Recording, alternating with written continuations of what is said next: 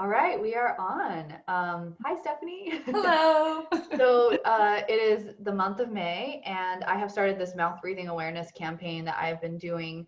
I did it last year, and now this year, every day in the month of May, in order to bring awareness to myofunctional symptoms. I'm talking about mouth breathing, and I'm doing an interview with all of the amazing MyoMentor dental hygienists and dentists who have graduated from my class and who I've gotten to know their stories. Today, I'm featuring Stephanie Kleinbrook from Bellingham, Washington, and I want to share her story with you guys so that anyone watching this can hopefully get more information. And my goal in sharing these stories is that people can learn more and understand why us dental people might be recommending myofunctional therapy or talking about mouth breathing.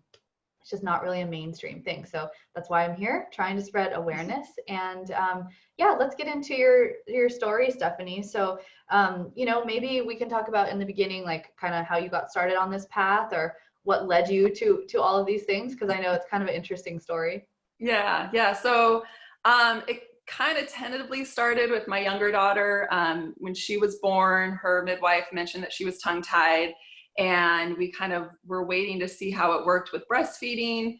For the most part, it was fine, but she was starting to have a hard time just kind of being able to take in milk when I would let down. So she would choke, and I just thought, this seems awful to every time you eat, choke. So we in and saw Dr. O'Hara in Seattle. She was kind of one of the few people that were releasing tongue ties at that time. And she did a release on her, and it really helped. It was great. And actually, when I saw her, she had checked my tongue and was like, well, what do you got going on? So I thought it was interesting. That kind of got me on the path of tongue ties and like my symptoms with just neck issues and that sort of thing. And then so started with your daughter, your youngest daughter who's tongue-tied, had trouble breastfeeding. You went and got her tongue tie released. Yep. The doctor then looked at you and said, you might be tongue-tied. And as a hygienist, had you ever thought of that before? Had you ever heard of that? No, I hadn't at all. And it was interesting when she told me that too, because I've always had really bad posture. I've had migraines. I mean, I used to get many a month. And so when she was telling me all of that, like I go to the chiropractor once a week, I don't hold adjustments for more than a day. It's just, I was like, what is wrong with me? And then she said, well, this can all be connected. And I kind of looked into it and I was like, oh, this makes a lot of sense. So for me, I was like, started looking more at tongue ties just for that aspect. Still no airway. I still didn't know what myofunctional therapy, but I just, that was if they could clean my tongue and that could help with some of my pain, I was all about it. Okay. So then about a year later, I was just talking to my dentist who I'd worked for 12 years. And I had mentioned how she was grinding. And all of the years that I'd been working for him, he'd always tell patients like, oh, your kids grind, it's normal. They're trying to get the placement of their teeth, they're coming in. And they're growing or whatever. Exactly, yeah, like the tooth I've heard wants that before too. Keep growing, exactly, yeah. So that's what I've always said to patients too, because that's what I was taught. And so I kind of assumed that. I don't even remember why I said, she's grinding, but I mentioned it and he's like, oh, they actually think that that's part of sleep apnea. And the building that we worked in Seattle, Dr. Backow, who is this amazing orthodontist and is just like specializes in airway now, she was just, I think she was just starting to get into it because she had just recently met with him. They had a little lunch together and she talked to him about it. And then he heard me. And so he mentions that he's like, go see Dr. Backow, take her to see Dr. Backow. Okay. So I did. I think like that day I went downstairs to her office and was like, hey, I think I need to get my daughter in. So we took her in and yeah, we started expansion. And so she was getting expanders. She had, tons of symptoms. It's funny to look back now too, like breastfeeding, I didn't think was an issue for her, but I'm always happy to give Dr. Backow a shout out because she's one of the first orthodontists and dentists, I guess, in Seattle who is really looking at this stuff and who's really, I think, because of her involvement with Spear and stuff like that, like she's really spreading the word on this. So Yeah. it's Yeah. great. I mean, what a awesome I luck, know. coincidence, destiny. I don't know that you I know. found her back then, Yeah. because I'm guessing this was like 2015, 16. Well, I think it was 2016 because my younger one was born 2015, and so this was about a year later. So 2016, yeah. So it was, Yeah. you know, it was a little while ago. So yeah, and then so yeah, she you know did everything. She was like, yeah, she's really narrow, and I knew she was really crowded, and I thought, well, she'll have to do expansion, but I did not know that airway aspect of it. That was just not something, you know. I mean, I've been a dental hygienist for 14 years now, and it's just been, you know, in these last however many years. What did Dr. Backow point out to you, like in the exam? Like, what was her process of kind of integrating the airway stuff into the orthodontic and myofunctional? I mean, how did she, what was her treatment, and what did she talk about with you? She mainly talked about doing expansion, just how we need a, you know, if she's narrow, it's making the nasal airway. I mean, the roof of the mouth is the base of the tongue. We need that to be wide. You know, her teeth, like a lot of people don't realize, but baby teeth shouldn't all be touching, and hers were all touching. And also Tess was, this was when she was in first grade, and she'd only lost like 1 or 2 teeth. Like I mean, all the kids had lost 4. She was very delayed in like tooth eruption. And, you know, and Bach, I was saying it can be that she doesn't have space. So they just have taken longer. And then we talked about other symptoms like bedwetting was an issue, night terrors. She's emotionally, things, you know, have just always been hard for her. She gets really tired. I've always been a stickler on sleep. And so I always knew, like, if she didn't get enough sleep, she was awful. But I didn't know that there was that she's not breathing at night component. And she wasn't a kid who, like, because she slept with us a lot, I never noticed her stop breathing. So it wasn't one of those where it was like, oh yeah, my kid gasps for air at night. That wasn't, I hadn't ever noticed that. So we ended up doing a sleep study. The ENT that we went to just to have him look at, you know, tonsils and adenoids, he's like, let's do a sleep study. I think that's probably standard procedure. This was after she had done the expansion, and she would stop breathing they said 3 times an hour.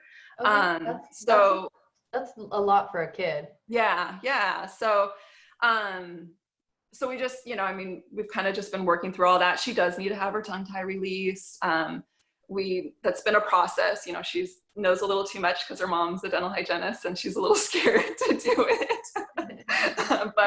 And then we're going to go back to do a second round of expansion because she's just so narrow. So we kind of got held up with the whole coronavirus thing. And so, oh my gosh, I know. Yeah.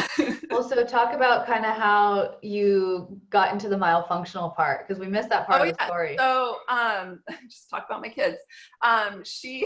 When I had her evaluated and we talked about all these things, I remembered that I had Dr. O'Hara talked to me about tongue tie, that I was tongue tied. And so, and when I looked at the symptoms, I wet the bed until almost middle school. Like I was a bedwetter. I slept, I mean, I had like so many things that were so similar. I was like, this has got to be me too.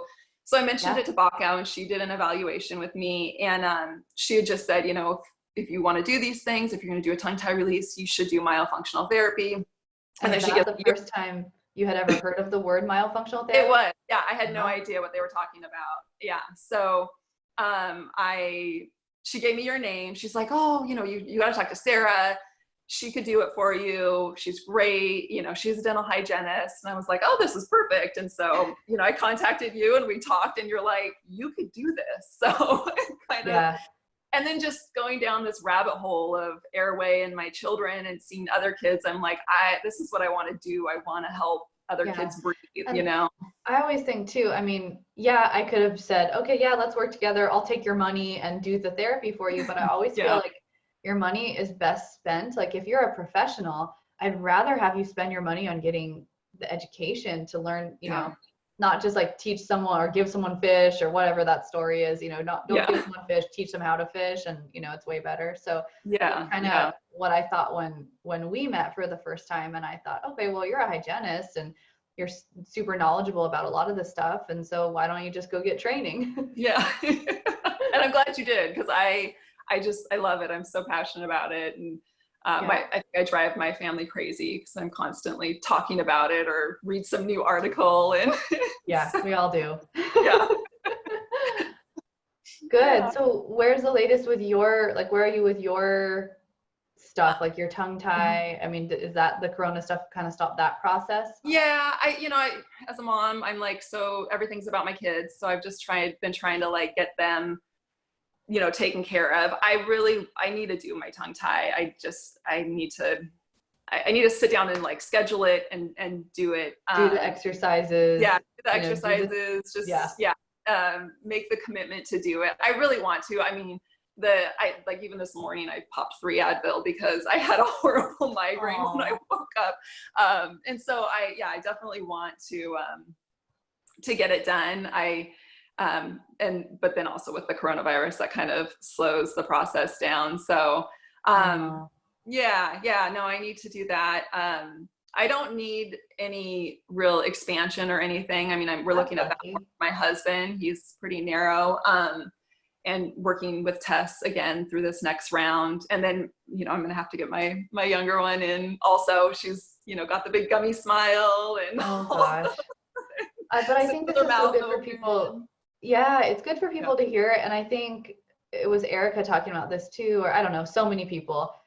Shelly was talking about this, like, you notice it with one kid and then, okay, now it's the other kid. And now you're like, oh, and it's me and it's my husband. And so it just shows how common this stuff really is. It's and really common. How it can be so complex. Like when you need the tongue tie, the orthodontic treatment, the ENT evaluation, the sleep apnea study, it makes sense why patients get overwhelmed. Like, how am I supposed to do all this? Because even we are overwhelmed. Like what, you were even saying, like, I haven't done myself yet because I'm trying to get my kids treated. Like this is what every one of our patients has to go through too, like figuring out the treatment planning and the timing and who's first and how do you afford it. And I wish it was easier. So I hope that as things get more mainstream and as the awareness grows, then more of this will be covered by insurance. There will be more cost-effective ways of doing it. I hope that happens. So yeah, definitely. Yeah, I remember my husband. I mean, I was gung ho, like everything Dr. Backow told me. I'm like, we got to do this for Tess, and then it was just like, we got to do what? Like how many? We got to go here. We have to do this. We have to do that. And yeah, we have a really great insurance, but it doesn't cover a lot of it. And so you've got an aspect of it too, which is unfortunate. Yeah, I do think that is a hard thing, what you brought up with your husband, because he just doesn't know. And most of us don't know about this stuff. So it's like, well, that one orthodontist says you have to do all this crazy stuff, this therapy, the surgery, everything. And the other orthodontist that we went to, they didn't say you needed any of it. So let's just choose this one. That's way easier. Yeah, definitely. And we did that. We saw, because we're in Bellingham and down in Seattle, it's a little bit of a drive to Backow. So we saw, he's like, we're going to see an orthodontist up here. And so we did. And he was like, yeah, we can do expansion, but there just wasn't this whole other aspect of it. And so, and it was going to be a lot cheaper to do that. But it wouldn't have been the same. We're fixing so many things for her in the future. So. And that's how I think, I love that you said that, because it's not just about today. It's about what are we preventing in the future by addressing this stuff young, because every person on here that shared their story that has personal symptoms like me and like you, this stuff was all correctable and addressable when we were young and growing. So if you look at the lifetime cost of treating early, even though it seems expensive and complicated in kids, it's so much better down the road. So it's hard to see that, it is really hard. Well, I think this has been really great. Do you want to share about your practice? I know you're just getting started.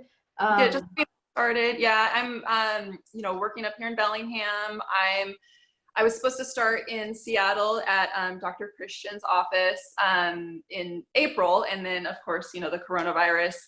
I'm still doing dental hygiene, so right now I'm supposed to go back to my office like 3 days a week just to kind of help, catch up on all the patients we missed. But so I don't have a set date yet for going back to Seattle, but hopefully soon I'll be in Seattle a day a week, in Bellingham, and can do things online. So perfect. And we should give Dr. Kate Christian a shout out too, because she's doing awesome sleep apnea stuff. She's got a sleep apnea specialized clinic in Seattle, and that's where hopefully soon you'll be going and doing myofunctional therapy, right? Yeah. Yes. Awesome. Okay, we'll link her information too. And I know that for people to get in touch with you, the best way is through email, but I'll also link those websites, and we can link Dr. Bach out and Dr. Christian as well, just to kind of, get their information out there. Yeah. Yeah. All right. Well, thanks so much. Anything else you want to say? Any other shout outs you want to give? Not that I can think of, but All right. Well, thank you so much. Yeah, thanks for doing this. It was really fun seeing you again. And I'll just let you get on with your weekend. Okay, thank you. All right, you're welcome. Bye. Bye.